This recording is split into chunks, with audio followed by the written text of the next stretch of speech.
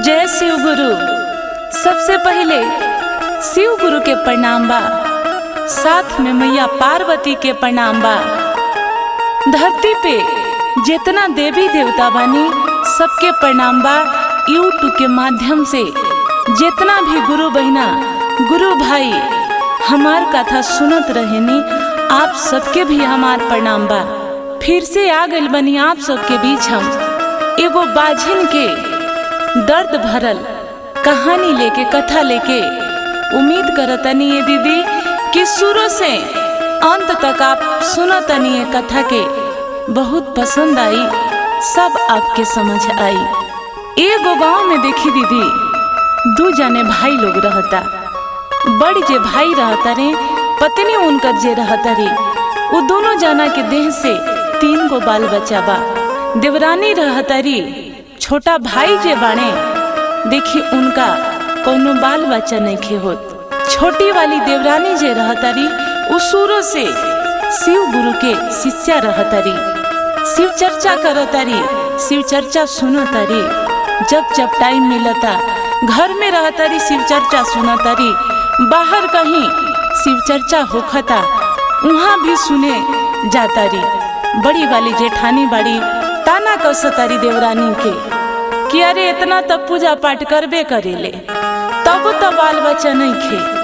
कहल बा दीदी कि देखी बाल बच्चा जौन बा ई रउआ हाथ में नहीं खे, हमरा हाथ में नहीं खे। बहुत ऐसा लोग के देखले बानी कि नहीं खे भइल, कोनो बात नहीं खे, लेकिन ओकरा के दूसरे के ना चाही, ओकरा के नीच ना देखे के चाही। जा शिव चर्चा में गुरु बहिना लोग भी बहुत ऐसा लोग रहे ओकरा में कि ना माने कि अरे भगवान के देहला शिव गुरु के महिमा है, नहीं खे भइल, हो सके बाद में हो जाए। लेकिन वही शिव चर्चा में कुछ गुरु बहिना लोग रहता, वो लोग उनका के अच्छा नजरिया से नहीं खे देखत कि अरे बझनिया हमेशा शिव चर्चा में आ जाले। अब इनका समझ आवे लागल कि हम कोई के घरे शिव चर्चा में जानी तो लोग अनसाला कहेला कि अरे बझनिया कहे आइल बिया, ऐसे केकरो साथ ना करे के चाही। ऐसा ही देखी सुनत सुनत देवरानी जौन बाड़ी इनको अब दुख लागे लागल। एक दिन पति से कहली कि ए जी शादी के इतना दिन हमनी के बीत गइल, कौनो बाल बच्चा ना भई। सब लोग बझनिया कह के बुलावेला, अच्छा ना लागेला।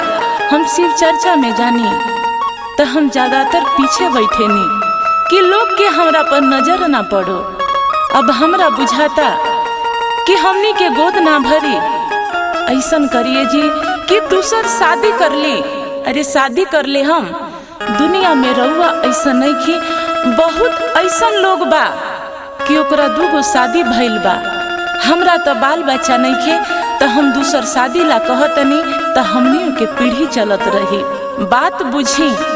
पति कहले कि देखा तू पत्नी हो, जे दिन तहरा से हमार शादी भइल तहर बाबूजी माई हमरा हाथ में हाथ रखलक कि आज से तहरा ही देखे के बा कि हम कबो शादी ब्याह नहीं कर सकत। भले तू मर जाइबू, हम मर जाई, लेकिन शादी ना करब। कहत रही जी सुनी, अभी दर्द हमरा से बर्दाश्त नहीं खे हो कि हम मर गइल पसंद करतनी। एक ना एक दिन देखब कि हम मर जाई, लेकिन इतना दुख लेके हम नहीं जी सकत। पति कहले कि सुना, ऐसन बात अगर बोला तारू तो एक बात समझ कि जे दिन तहरा मरे के होई वो दिन हमरो के बता दिह, काहे कि जिए और मरे के कसम हमनी खैले बानी सन। देखिए दीदी, इतना बात जेठानी सुनतरी ताना लगली कसे कि अरे पिछला जन्म के कोनो कुकर्म होई, यही से तोरा तो ए जन्म में बच्चा नहीं खे हो, यही से गोद नहीं खे भरत। तू बहुत ज्यादा पूजा पाठ करेली, हम कुछो ना करेनी, लेकिन देखना हमार 3 गो बड़ा सुन, तोरा एको नहीं खे। अब ए बात देखी देवर देवरानी दोनों जना सुनला लो, बड़ा दुख लागल। पति कहले कि सुना, अच्छा रही इस सर समाज से बढ़िया बाई जियाला से बढ़िया बा कि हमनी के मर गइल ही ठीक बा। देखी पत्नी के लेके गईले गंगा जी के देखी तीरे कि हमनी के डूब के मर जाई। जब लेके जात रहन एगो बूढ़ आदमी बाबा के भेष में भेटा तनी उ शिव गुरु रहनी। देखी ए लोग के समझ ना आई। बाबा पूछनी कि ये बेटा कहाँ जाता रह जाई इतना दोपहरिया में? कहने कि ये बाबा हमनी जाता निसन, आज हमनी के जिंदगी के अंत बाटे। बाबा कहने कि अरे कौन ऐसन बात बा, कौन ऐसन दुख बा, कुछ हमरो के बताइता, हो सके कि वो समस्या के समाधान हमरा पास होई तो हम करब। पति कहने कि ये बाबा का बताई कि ना मानब तो चली सारा बात रुआ के बताओ तनी। सब बात बतौले बाबा से। बाबा शिव गुरु रहनी। कहनी बाबा के बेटा हिम्मत ना हारल जला।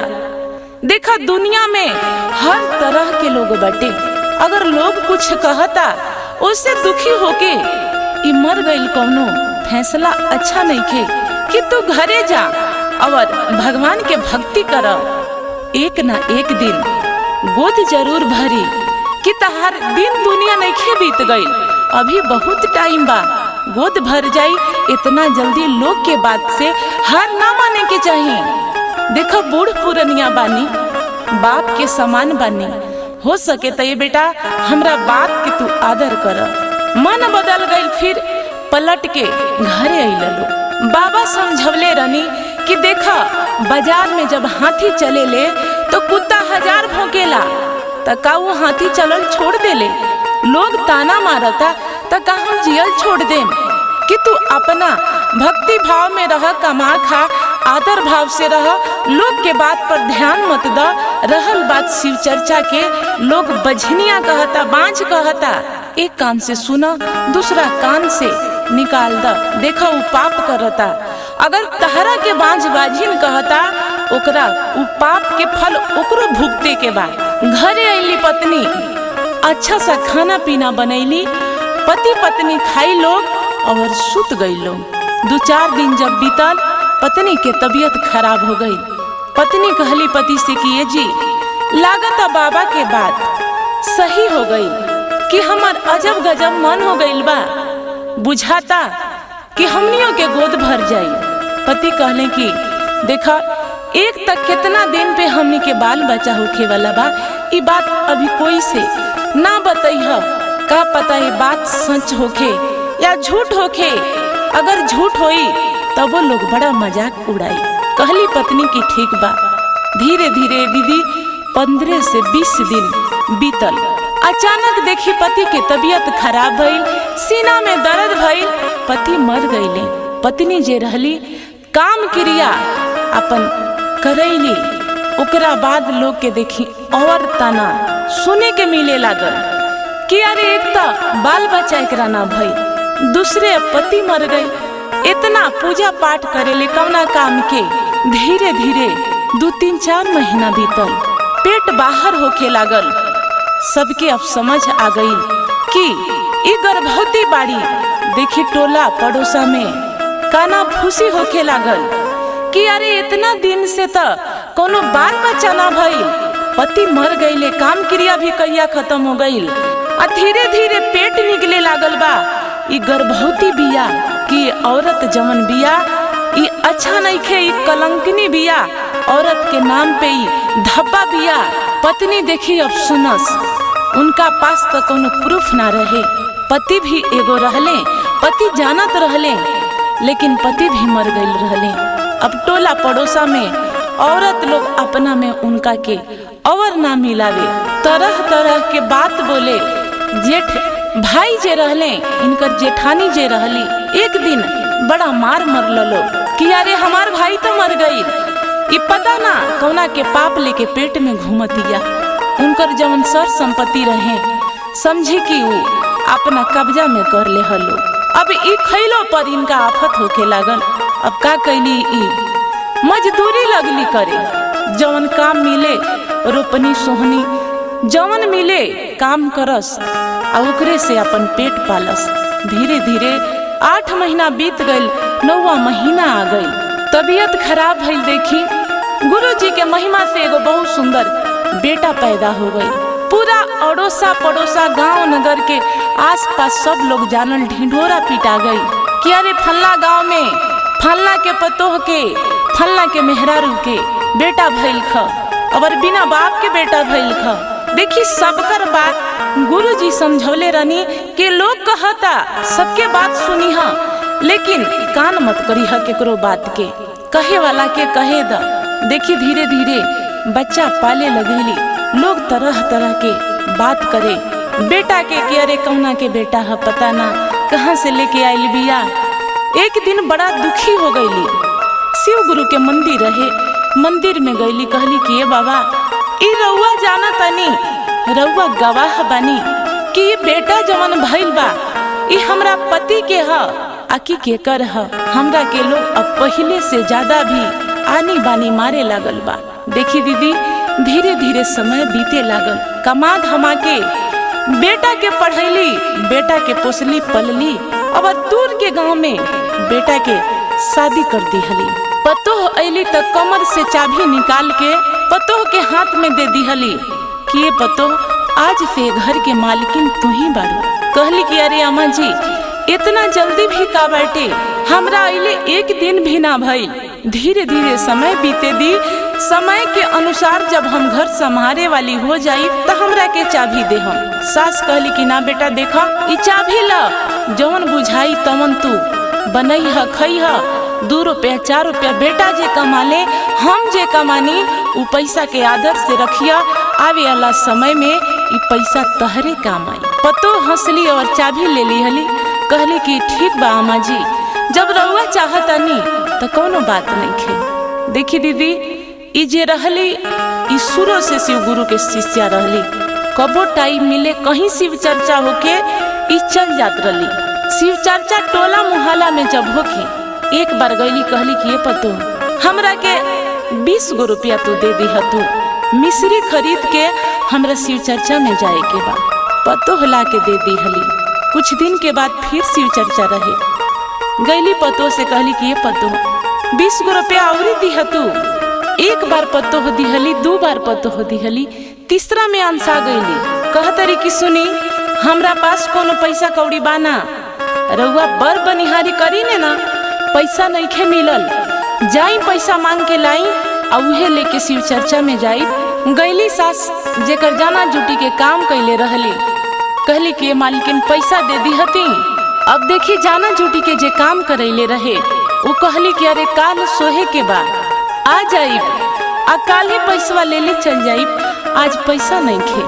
अब गईली देखी पतोह के पास, सास के मन छोट हो गई। सास अंगना में बैठा रहली, प्यार से कहत रहली कि पतोह तू घर के मालिकिन बाड़ू, शिव गुरु के चर्चा में तो ज्यादा पैसा कौड़ी ना लगेला, तू पैसा ना दिहबू तो हम चर्चा में कैसे जाई। देखी खाना बनावत रहली पतो, गरम पानी खौलत रहे, पानी ले आके सास के ऊपर फेंक दिहली, सास के ऊपर फेंक दिहली।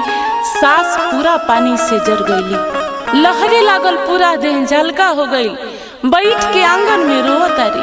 तब तक बेटा के आवे के आहट सुनाता, दरवाजा पर बेटा आवत आरे, तब तक माई घूंघट काढ़ ली हली। बेटा आइने देखा तारे कि अरे हमार माई घूंघट में बैठल बाड़ी।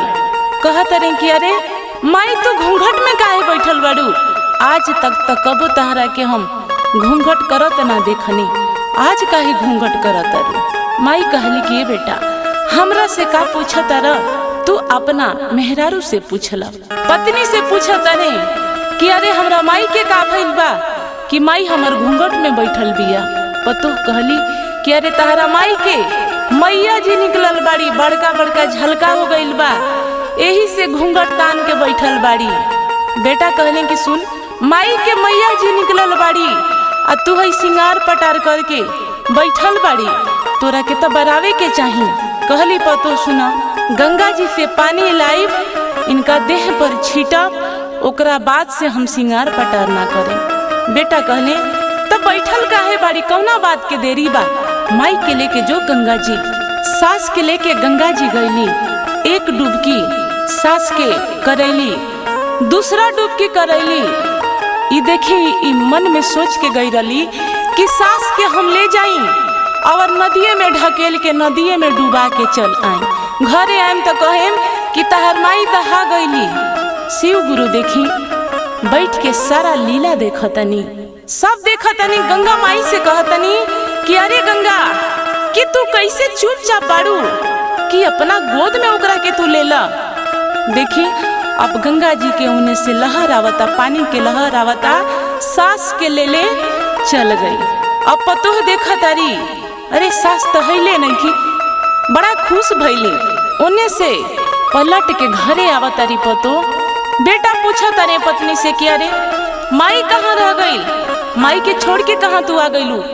जाना तारू तू कि हमरा माई के मैया निकलल बाड़ी। कहली पत्नी कि देखा तहर माई जे रली ह गंगा जी के घाट से कहाँ गईली हमरा पता नहीं खे, बुझाता बह गईली। बेटा लगले रोए कि अरे वो कैसनो रहे हमार माई रहे।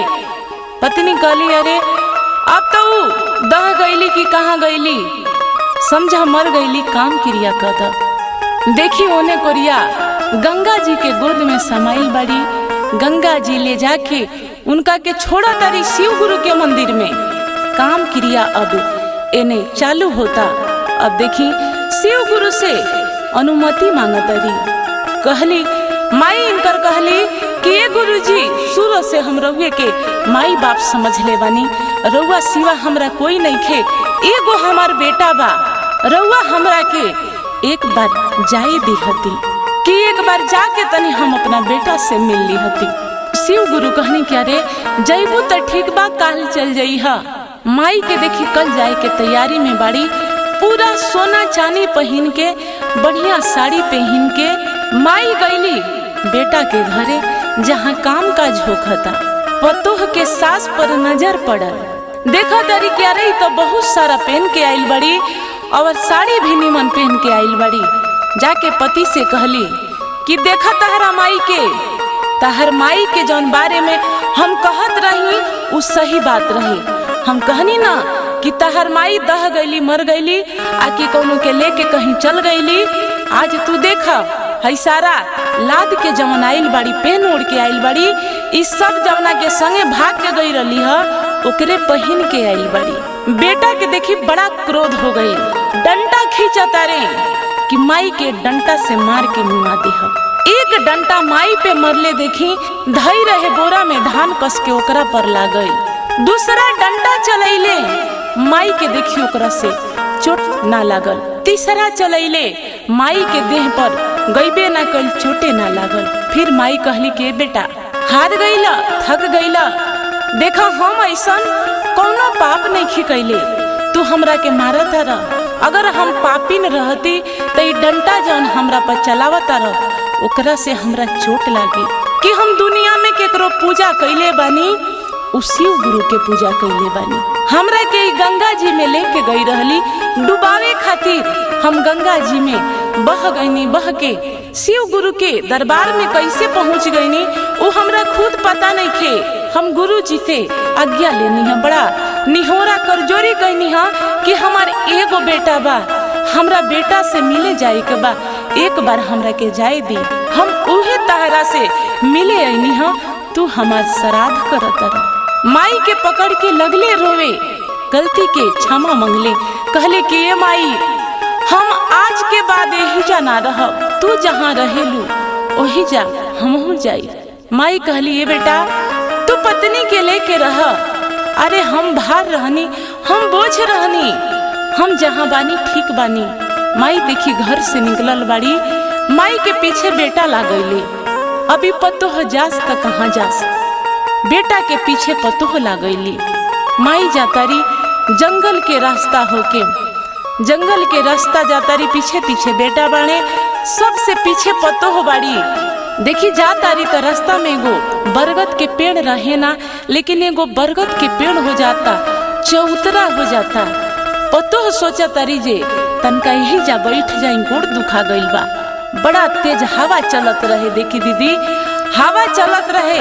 पतोह के अब नींद आ गई, पतोह सुत गईली वही जा।